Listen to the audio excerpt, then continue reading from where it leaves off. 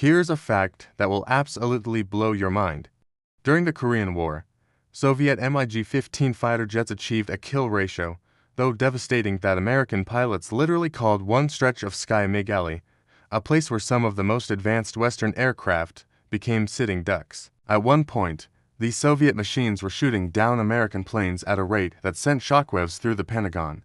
How did a nation recovering from the devastation of World War II create fighter jets that terrified the most powerful air force on the planet?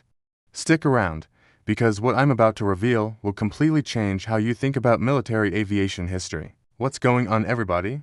Welcome back to the channel.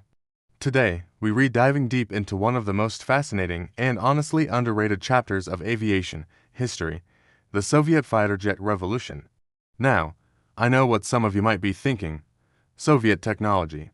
Weren't their machines just cheap copies of Western designs? Oh, my friends, you couldn't be more wrong. The reality is that Soviet fighter jets represented some of the most innovative, deadly, and strategically brilliant engineering achievements of the 20th century. These weren't just airplanes. They were flying weapon systems designed with a completely different philosophy than anything the West had ever seen. And here's the thing that makes this story so compelling. The Soviets weren't just trying to match American and European designs. They were trying to beat them, and in many ways, they absolutely succeeded.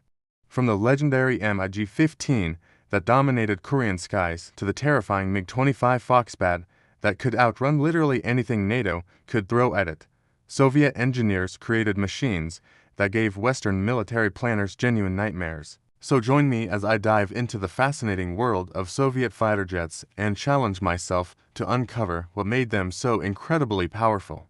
Let's get into it. To truly understand the Soviet fighter jet revolution, we need to transport ourselves back to the late 1940s. World War II had just ended, and the Soviet Union was absolutely devastated. We're talking about a nation that lost over 27 million people. Cities were reduced to rubble. Industrial capacity was shattered. The economy was in ruins. Meanwhile, across the Atlantic, the United States emerged from the war as an industrial superpower. American factories were untouched by bombing. The economy was booming. And perhaps most importantly, the United States had developed the atomic bomb.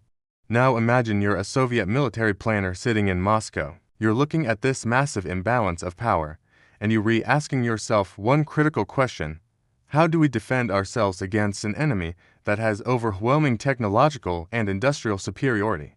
The answer, they realized, would come from the skies.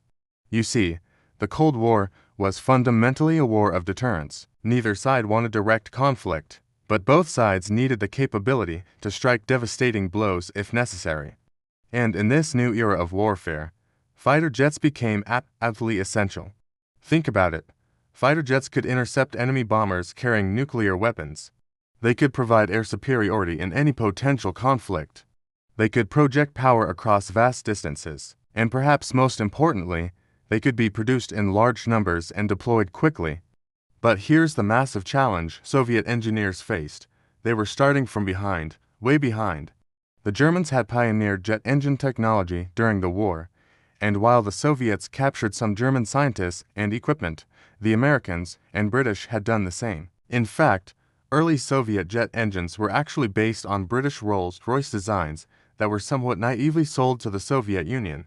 So Soviet engineers had to figure out how to close this technology gap while working with limited resources, damaged infrastructure, and intense political pressure from Stalin himself. The challenges were enormous. First, they needed to develop reliable jet engines that could match or exceed Western performance. Second, they needed to design airframes that could take advantage of these engines. Third, they needed to create manufacturing processes that could produce these jets in massive quantities. And fourth, they needed to do all of this faster than the Americans. Failure was not an option. In Stalin's Soviet Union, failure could literally mean death. And yet, against all odds, Soviet engineers didn't just meet these challenges. They exceeded them in ways that shocked the entire world. The question is, how did they do it? Alright, this is where things get really interesting. Let's break down the secrets behind Soviet fighter jet supremacy. Secret number 1. The philosophy of simplicity. While Western designers were focused on creating increasingly complex, sophisticated aircraft, Soviet engineers took a radically different approach. Their philosophy was simple: build jets that are rugged, reliable, easy to maintain, and can be produced in massive quantities. Think about this from a strategic perspective.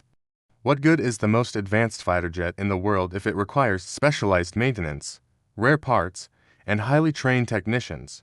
In a major conflict, you need aircraft that can operate from rough airfields, be repaired quickly by average mechanics, and keep flying even when conditions are terrible. Soviet jets were designed to operate in extreme cold, extreme heat, and from unpaved runways. They used simpler systems that were easier to maintain. Parts were standardized across different aircraft types, and pilots could be trained more quickly because the controls were more straightforward. This wasn't a weakness, it was a massive strategic advantage. Secret number 2. Engine innovation. Now, let's talk about what really made Soviet jets scream through the sky: their engines. Soviet engineers became absolute masters of creating high-thrust engines that could push aircraft to incredible speeds. The approach was different from Western designs. Soviet engines often sacrificed longevity for raw power. While an American jet engine might be designed to last thousands of hours, a Soviet engine might last only hundreds of hours, but it would produce significantly more thrust during that time. For a military constantly preparing for potential conflict, this trade-off made perfect sense. You don't need engines that last forever if you're replanning for a war that might last weeks or months. This philosophy gave Soviet jets incredible performance characteristics. They could climb faster, accelerate harder, and reach higher speeds than many of their Western counterparts. Secret number 3.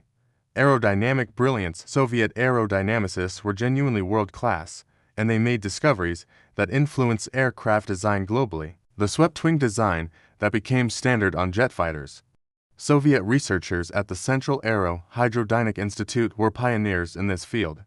They understood how swept wings could delay the onset of shock waves at high speeds, allowing aircraft to fly faster and more efficiently. They also pioneered concepts like leading-edge extensions, variable geometry wings, and thrust vectoring that would later become standard features on advanced fighters worldwide.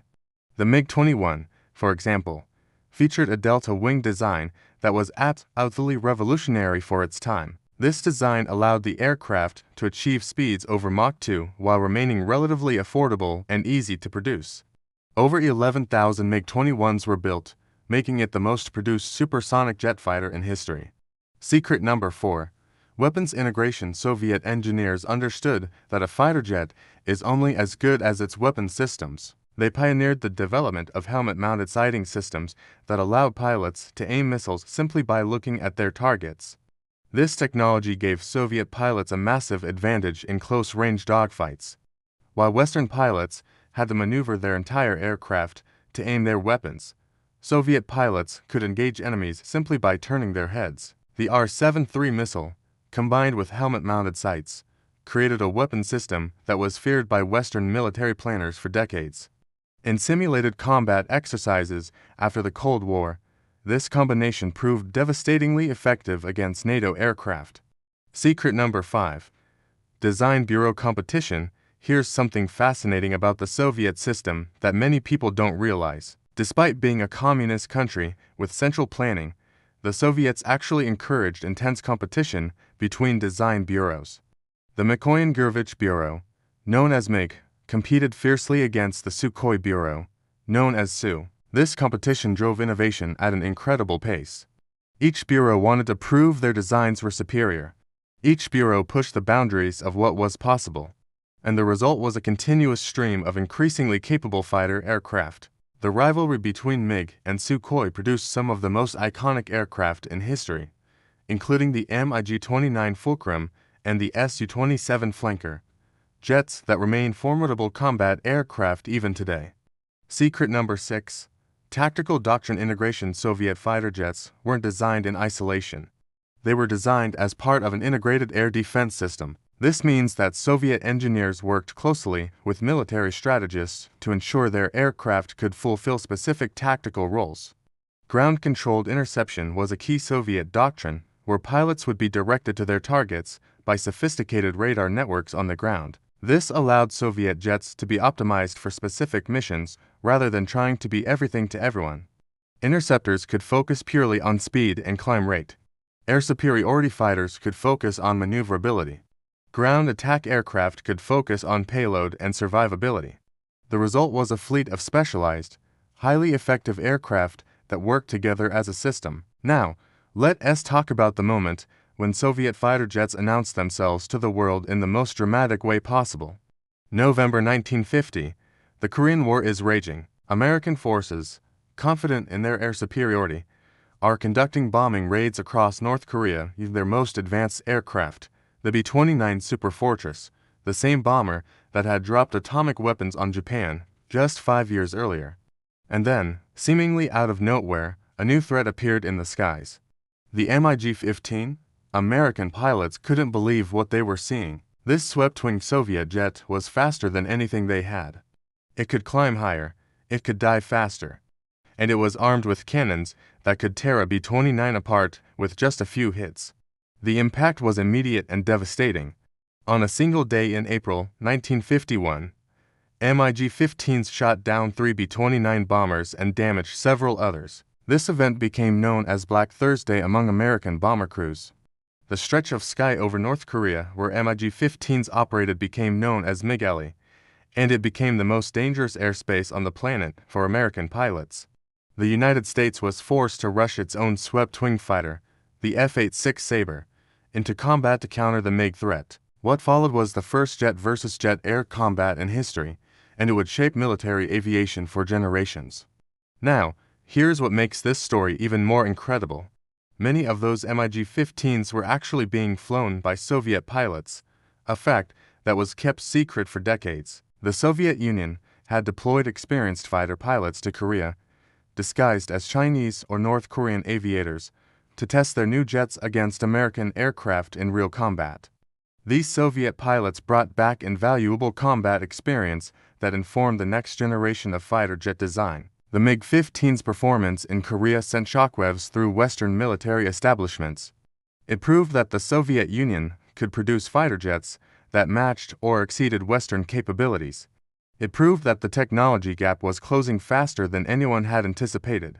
And it proved that in any future conflict, control of the skies would be bitterly contested. This moment, when Soviet jets first demonstrated their true capabilities, changed the entire trajectory of the Cold War arms race. From this point forward, Western military planners could never again assume technological superiority. Every new Soviet aircraft had to be taken seriously. Every intelligence report about new Soviet designs sent analysts scrambling to assess the threat. The age of Soviet fighter jet dominance had begun. So what made Soviet fighter jets so powerful?